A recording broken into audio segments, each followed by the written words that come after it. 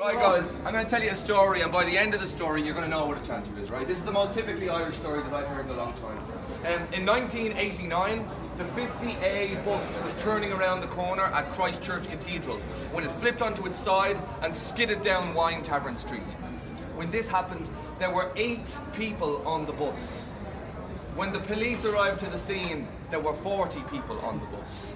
And when the insurance claim went through, there were 200 people saying that they were on the bus. Everyone involved there, except for the first 8, they're chanters. And Ireland was built upon the backs of chanters. We're going to be talking about some very famous chanters today on this tour.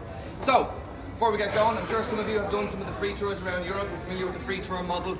You're all here for free. I'm also here for free. So at the end of the tour, I'd ask you to just pay me whatever you thought the tour was worth. The average tip's about 150 euros.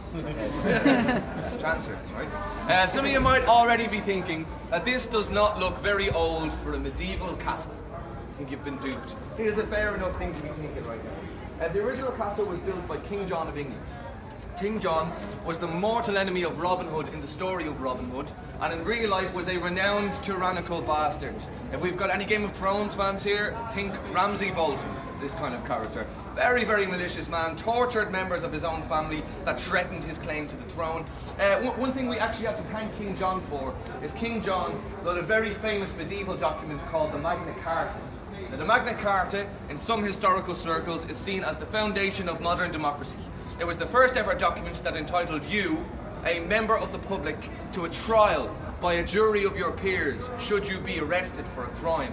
Before that, you were at the mercy of the king, and kings were not renownedly merciful, so this was a very, very good thing for society.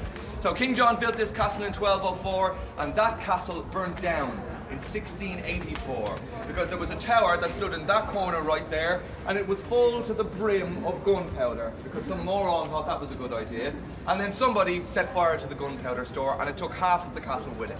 So what you're looking at now is you're looking at an early Georgian structure completed around 1711. When this was completed here, there were things in place in Ireland called the penal laws. The penal laws were discriminatory laws against Irish Catholics. So a Catholic could not vote, a Catholic could not own land, a Catholic could not receive a full education.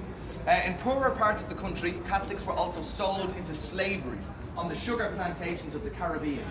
But an Irish slave was actually the cheapest slave that you could get because we were useless in the heat.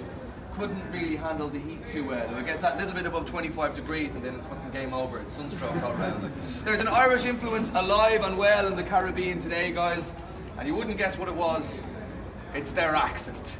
There is a very fine line between a southwestern Irish accent and a Barbados accent. Like, I'm not joking, like, Google the two of them, have a little listen, you'll see what I'm talking about. And there's one island in particular, the island of Montserrat. There's this video on YouTube, it's called The Black Irish of Montserrat. And if you look it up, it's just this guy interviewing natives on the island. And the first time I ever saw it, I thought it was dubbed, because they have got the West Cork accent.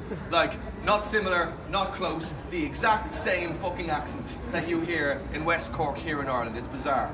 There's 2 things in this courtyard right here that reflect kind of like British disdain for the Irish during the times of the penal laws. And they're 2 statues. You've got Fortitude over there, look up on the archway, and you've got Lady Justice right there. You see where they've printed out a picture of what that archway used to look like and then stuck it to the scaffolding.